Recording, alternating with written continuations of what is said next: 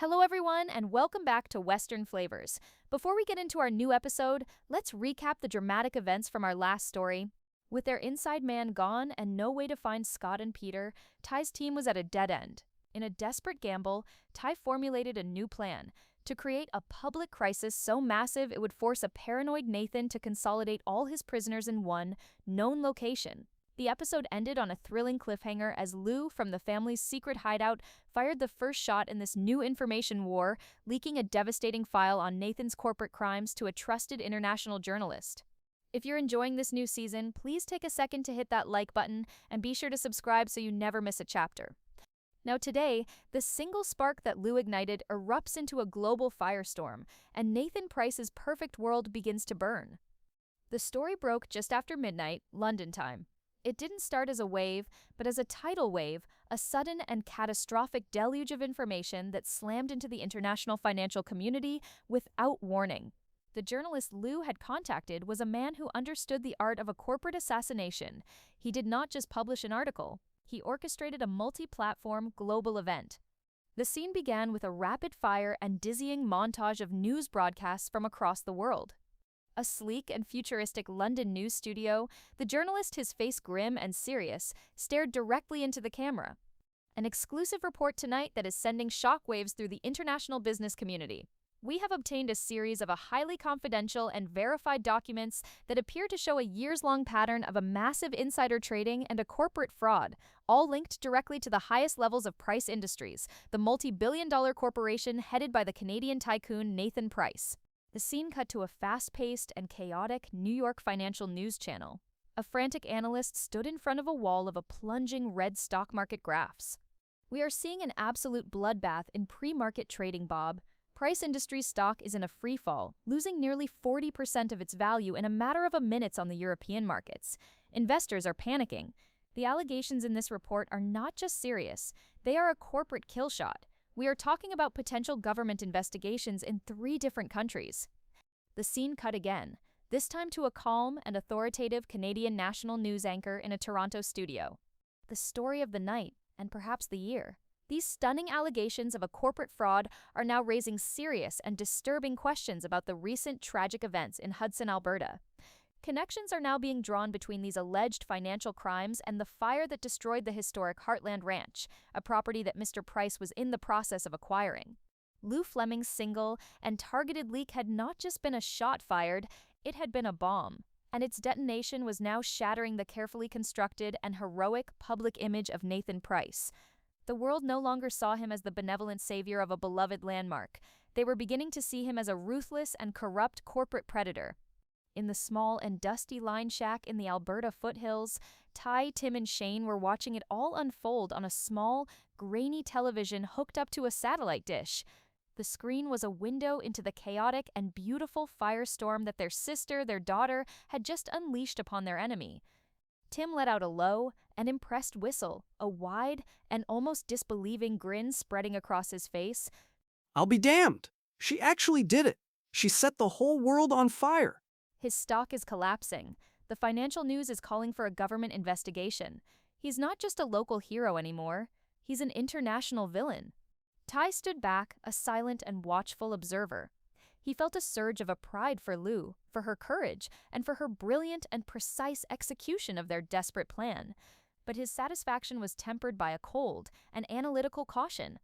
"She just gave us our diversion," he said, his voice a quiet and focused murmur. "His entire world is on fire right now. His lawyers, his board of directors, the media, they are all his primary concern. He's not thinking about us. He's not thinking about a few fugitives hiding in the woods. He's thinking about his empire." He walked over to the map on the wall, his eyes tracing the remote and mountainous area where they knew Nathan's fortress was located.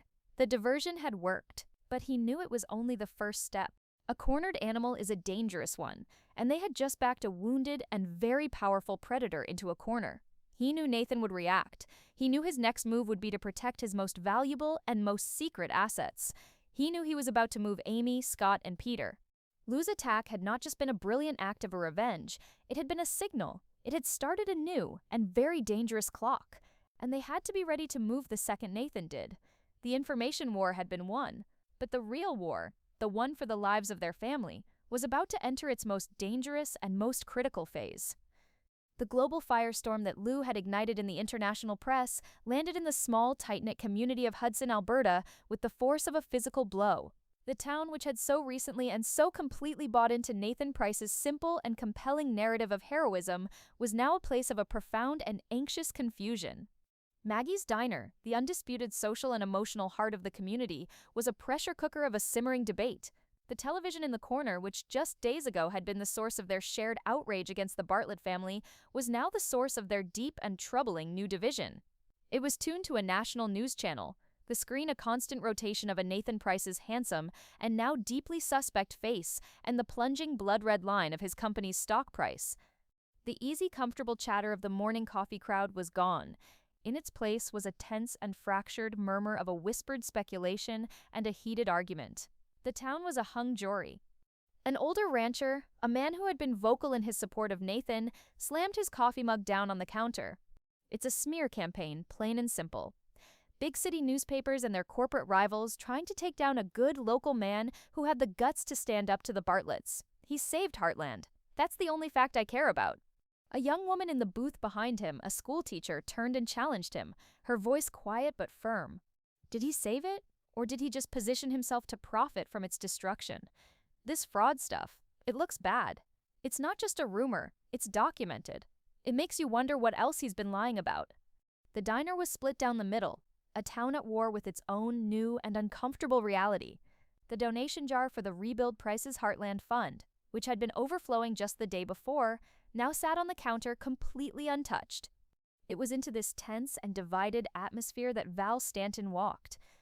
Her entrance, as always, caused a momentary hush to fall over the room. She was a force of a nature, a woman whose power and whose opinions were a well-known and respected quantity in the valley. She ignored the stares and moved to the counter, ordering a black coffee to go with a cool and unflappable grace. The older rancher, seeing a potential and powerful ally, approached her. "Val, you're a smart businesswoman, a real rancher. You can't possibly believe this garbage they're printing about Nathan Price. He's one of us."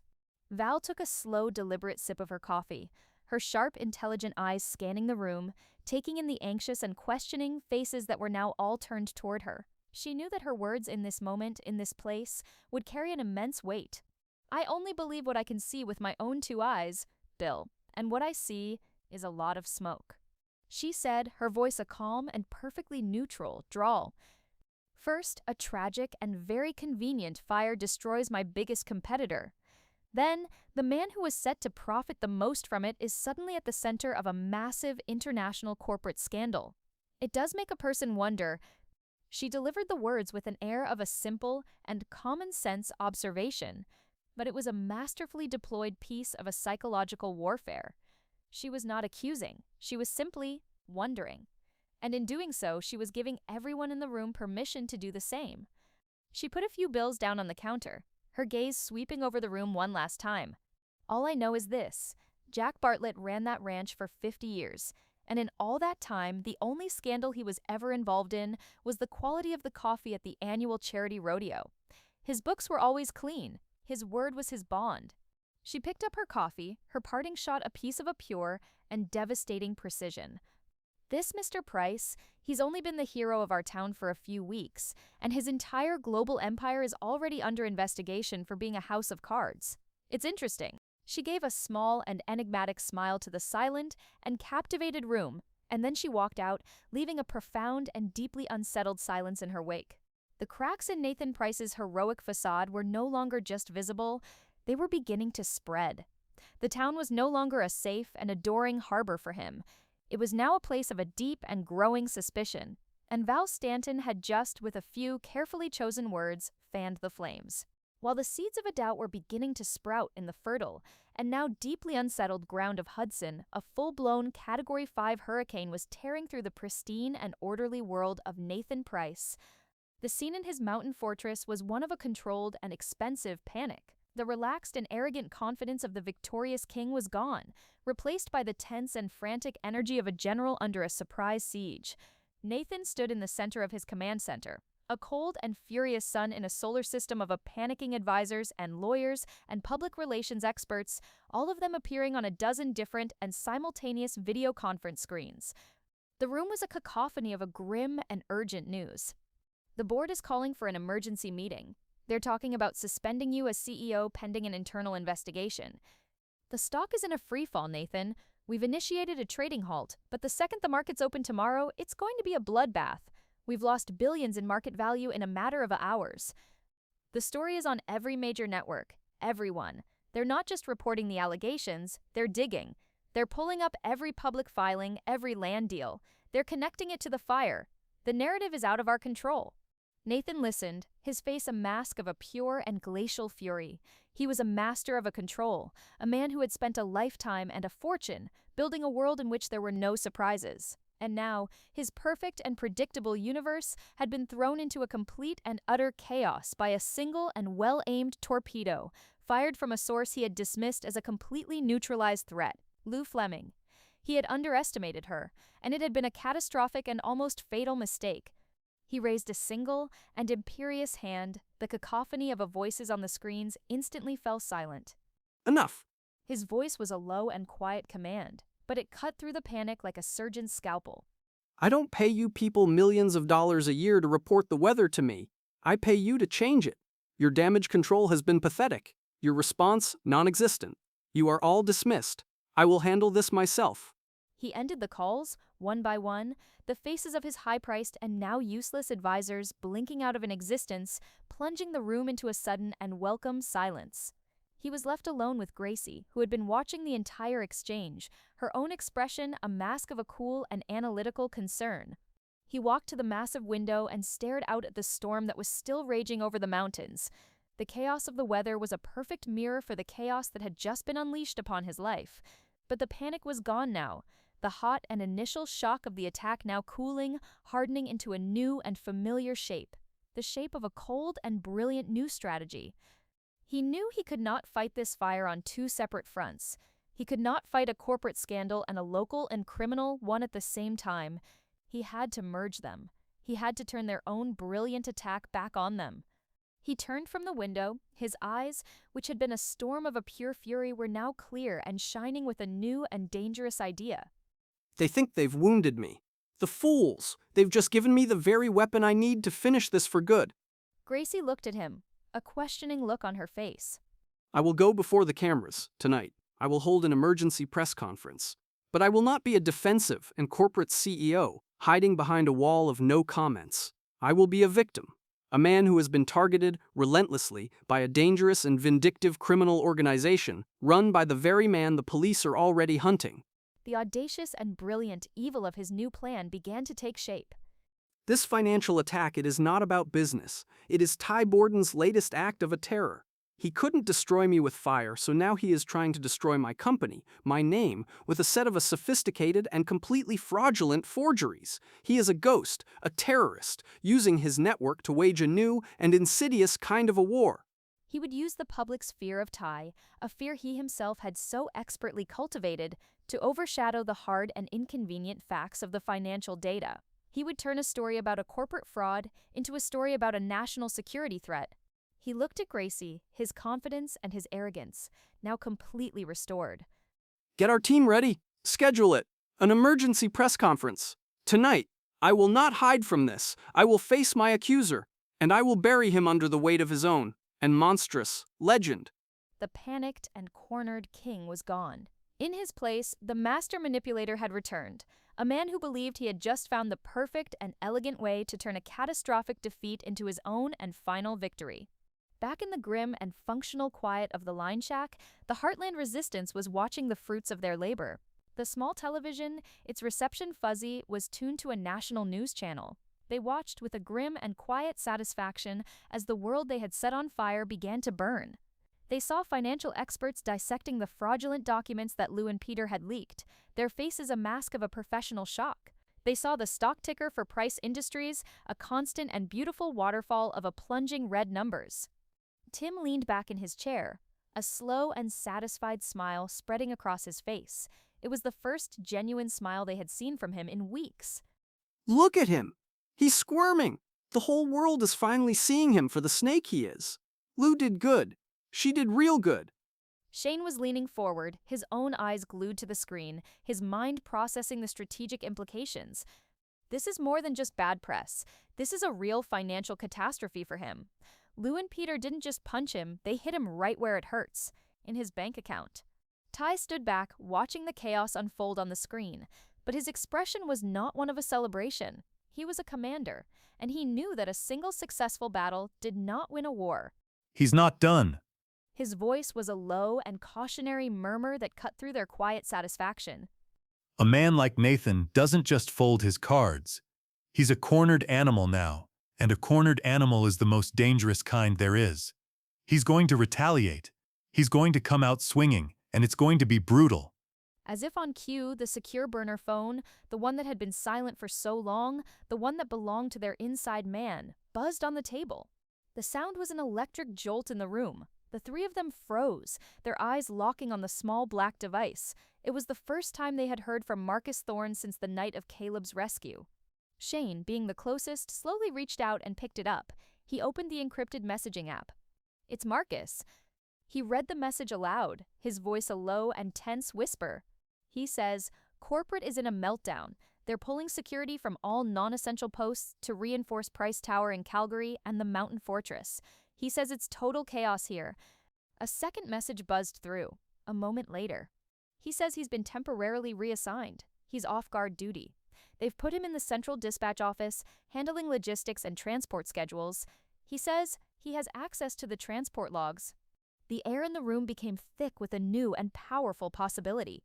The chaos that Lou had unleashed upon Nathan's empire was creating a weakness, an opportunity, a crack in his otherwise impenetrable wall. A third and final message appeared on the screen. It was not text. It was a file, a screenshot of a transport schedule. Shane's eyes widened as he read it. Oh my God, he sent a log. It's a prisoner transport. It's scheduled for tomorrow night, 2 a.m. The manifest just says Asset Alpha and Asset Beta. They're moving both of them, together. Asset Alpha and Beta, that's Scott and Peter. Ty moved closer, his eyes fixed on the screen, his mind racing. Where are they moving them from? Shane scrolled down the image, his finger tracing the lines of the official-looking document. It just lists two separate coded facility numbers, but the destination for both of them is the same. The Mountain Fortress. The three of them stared at the small screen, at the impossible and beautiful gift that had just been dropped into their laps. Their desperate and seemingly foolish plan had worked. Lou's attack had forced Nathan's hand. He was panicking, and in his panic he was consolidating his most valuable assets, moving them to the one place he thought was truly safe. But the gift was also a threat. It was an incredible opportunity, a chance to find and perhaps even rescue both of their friends at once. But it was also incredibly and suspiciously convenient. It's a trap. He said, his voice a quiet and certain declaration. It has to be. After what happened with Caleb, there is no way he would be this sloppy. He's using our own man to leak this to us. He's trying to lure us out. Tim looked at him, his own face a mask of a grim resolve. Maybe, but what choice do we have? It's the only lead we've got. Ty stared at the transport schedule on the screen, at the cold and logistical details of the plan to move his friends like they were pieces of a cargo. He knew Tim was right. It's a trap, he said again, a final and quiet acknowledgement of the terrible and undeniable risk. but it's a trap we have to walk into. The line shack was a world away. While Ty and his team were staring at a message that represented a fragile and desperate new hope, Amy Fleming was living in the terrifying and immediate aftermath of the bomb her sister had just detonated. She was in her luxurious suite in the Mountain Fortress, maintaining her difficult and exhausting performance. She sat by the massive window, a book open and unread, in her lap, her gaze fixed on the distant and empty horizon. She was the picture of a quiet and melancholic resignation, a woman slowly and sadly accepting her new reality. The door to her room was thrown open with a violent crash that made her leap to her feet, her heart a frantic, panicked bird in her chest. Nathan stood on the threshold, and the man who entered was not the calm and calculating strategist, nor the gentle and persuasive suitor. He was the monster from the command center, his face a mask of a pure and cold fury. In his hand, he held a tablet, its screen glowing with the headline of a news report. Don't! His voice was a low and venomous snarl that cut through the quiet of the room. Don't even start with the frightened little bird act. I'm not in the mood for it. The game is over. I know it was you. Amy stared at him, her own face a carefully crafted mask of a confused and terrified innocence. You? What are you talking about? I don't know what you mean. He stormed into the room, closing the distance between them in a few quick strides. He shoved the tablet in her face. The headline was a beautiful and terrible thing to behold. Price Industries in freefall amidst massive fraud scandal. This is what I'm talking about. The leak. The financial data. Don't play dumb with me, Amy. It was you. You've been playing me this entire damn time. His paranoia, fueled by the catastrophic attack on his empire, had found its target. He could not conceive that Ty Borden's band of broken-down ranchers could have orchestrated such a sophisticated and devastating attack. He could not believe that his own, highly paid and highly vetted security network had been breached. The only logical explanation in his arrogant and narcissistic mind was that the woman in front of him, the woman he had so foolishly begun to trust, had been the source. I had nothing to do with this. I swear. I've been in this room. Her denial was useless. He was not listening. He was a man who had already tried and convicted her in the court of his own and raging mind. Your family's stupid and reckless. Little media game has changed everything. I was going to be patient. I was going to give you time, but that time is now up. You have forced my hand. He began to pace the room, his movements sharp and agitated, a predator whose territory had just been invaded. I was going to break your friends slowly. I was going to let you watch them crumble piece by piece. A lesson in the consequences. But your family's impatience, their foolish and sentimental need to fight back, has made that impossible. I can no longer afford the risk of having them in separate and clearly vulnerable facilities. He stopped his pacing and turned to her. His eyes, which had been a storm of a pure fury, were now a cold and flat gray, the color of a winter sea. So, since your family is so eager for a reunion, I have decided to grant them one. The words were a quiet and chilling proclamation. Scott and Peter are being brought here. Tonight, they are coming to you. The blood drained from Amy's face. The hope that had so briefly ignited in her heart when she had seen the headline was now extinguished, replaced by a new and even more terrible kind of a dread. Their plan, their brilliant and desperate plan to create a diversion, had backfired in the most catastrophic way imaginable. He walked to the window and looked out at his fortress, his kingdom of a stone and a glass. This fortress is now the only place on Earth I can trust, and you are all going to be here, together. My complete collection, safe, secure, and completely and utterly under my control, forever. The episode ends on Amy's face, a mask of a pure and dawning horror. Their victory, the successful media attack that was supposed to be a step towards a freedom, had not opened a path to a rescue. It had just locked them all in a newer, stronger, and more inescapable cage, with her and her alone at its very center.